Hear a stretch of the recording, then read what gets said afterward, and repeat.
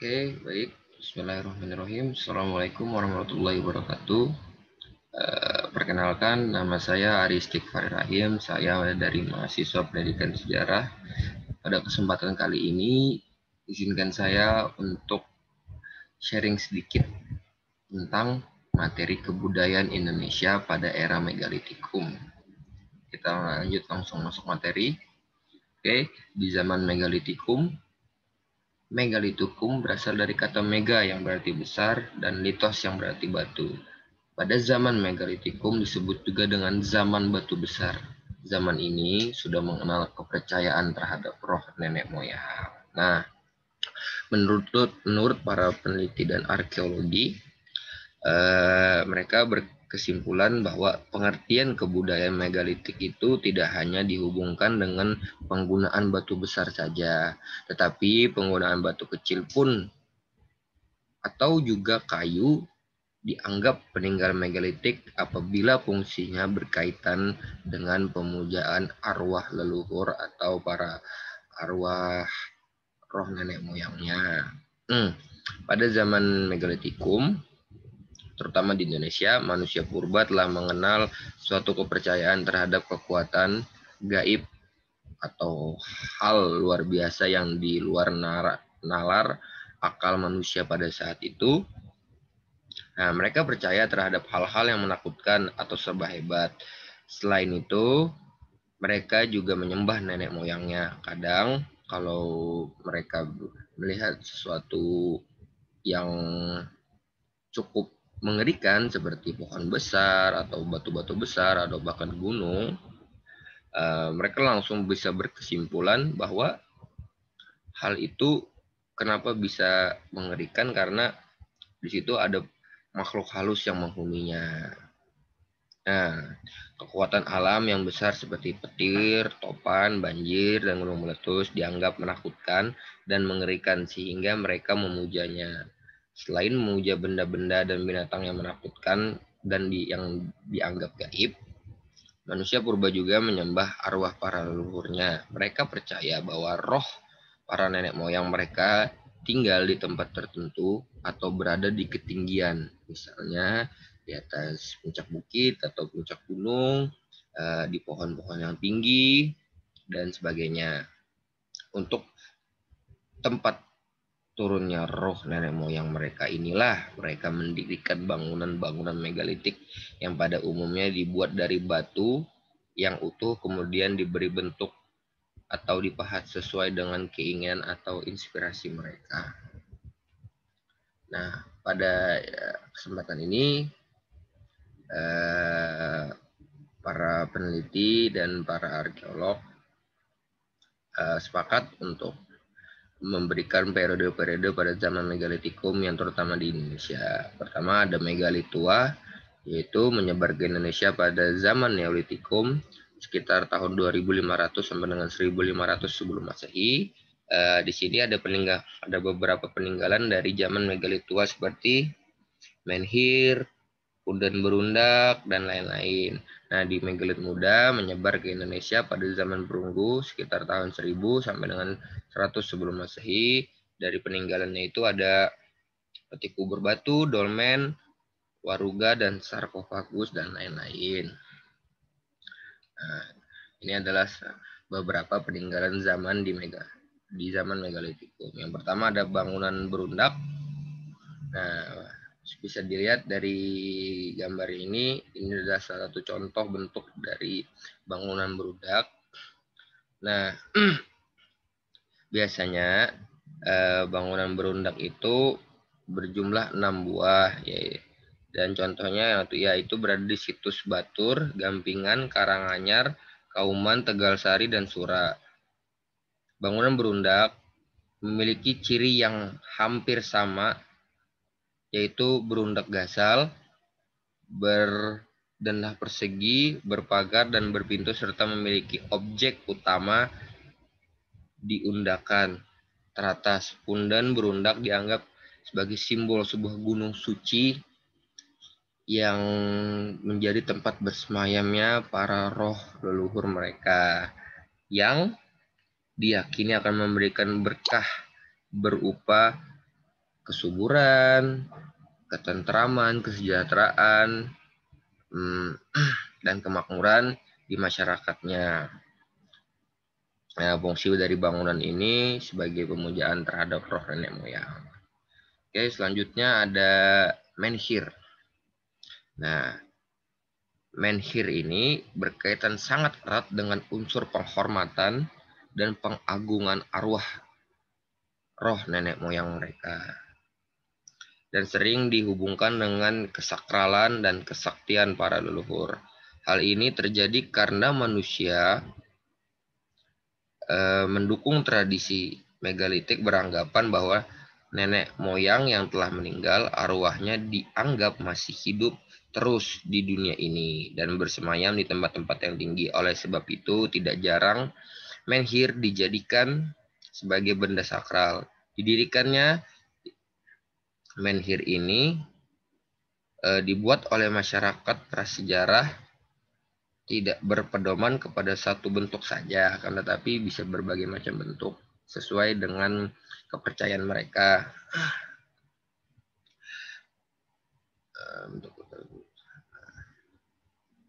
Dan kurang lebih fungsinya menhir ini sama seperti bangunan berundak untuk pemujaan kepada roh nenek moyang.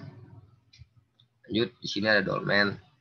Dolmen adalah bangunan yang terbuat dari batu besar, pipih, dan horizontal. Bangunan ini digunakan untuk tempat sesaji atau tempat pemujaan terhadap roh nenek moyang.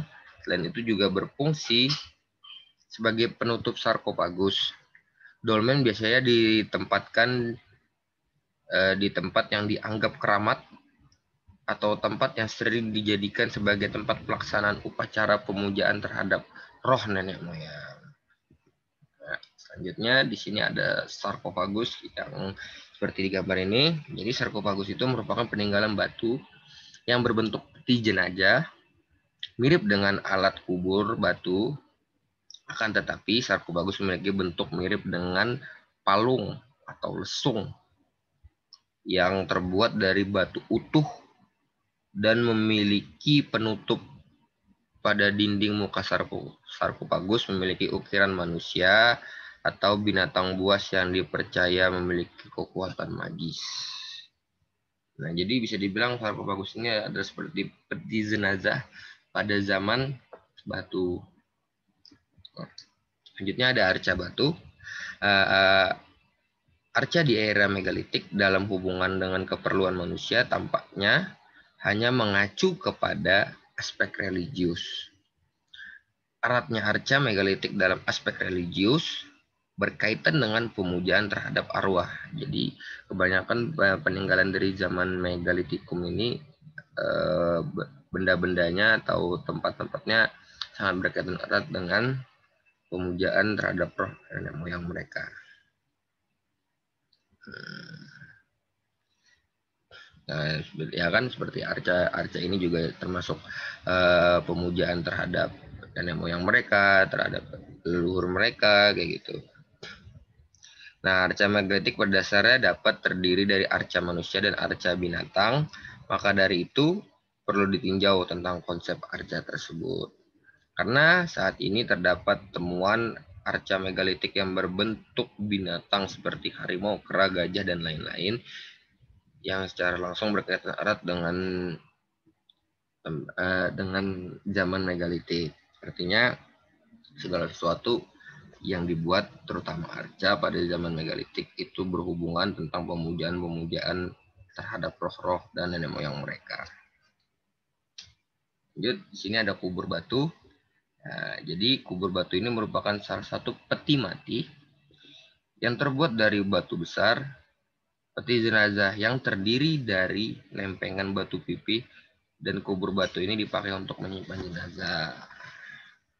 Ini bisa dibilang seperti yang tadi, seperti sarkofagus juga gitu. Nah, selanjutnya ada waruga. Oke, pada zaman prasejarah atau zaman megalitikum, masyarakat terutamanya khususnya masyarakat Minahasa, karena Waruga ini banyak ditemui di daerah Minahasa.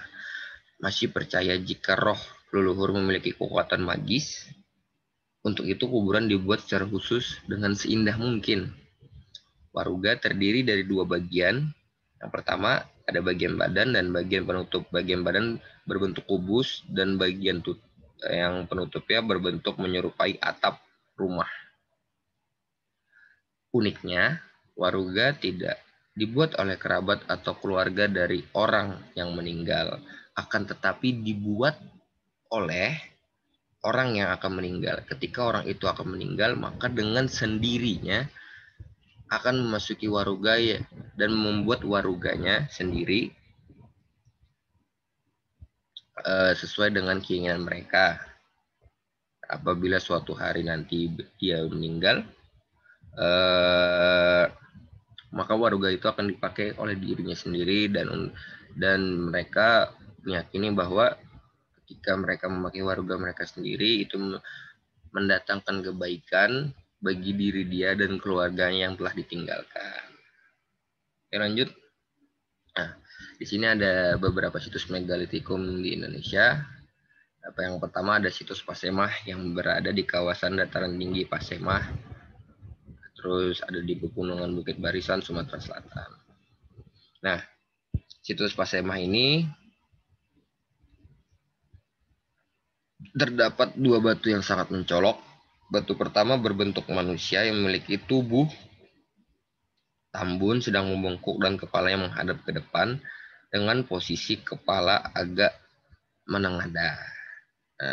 Batu kedua juga berbentuk gajah. Di situs ini juga terdapat banyak arca batu besar, alat-alat batu, tembikar, terus dan menhir. Nah, selanjutnya ada di Jawa Barat, yaitu yang bernama situs Gunung Padang.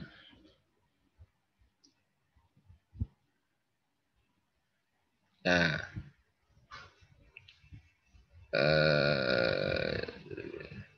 luas komplek dari situs Gunung Padang ini utamanya kurang lebih 900 meter persegi, terletak pada ketinggian 885 meter di atas permukaan laut, dan areal situs ini sekitar 3 hektar dan menjadikan sebagai komplek punden berundak terbesar di Asia Tenggara.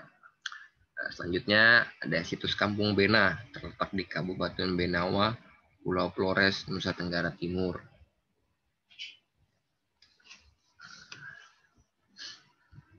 Jadi Kampung Bena ini merupakan peninggalan dari zaman megalitikum berbentuk daerah permukiman yang sampai sekarang masih bertahan hingga saat ini. Kampung ini diperkirakan telah ada 1200 tahun yang lalu dan masyarakatnya masih memegang teguh tradisi dan budayanya. Mereka di sana terbagi menjadi 9 klan atau 9 keluarga, yaitu Dizi, Azi, Wahtu, ada Dizi Wahtu, Deru, Lalulea, Deru Solamae, Ngada, Khopa, Ago, dan klan Benat itu sendiri. Dan klan Bena menjadi yang tertua sekaligus pendiri kampung. Mungkin itu saja yang dapat saya sampaikan. Kurang lebihnya mohon maaf. Bila ada salah kata, terima kasih. Assalamualaikum warahmatullahi wabarakatuh.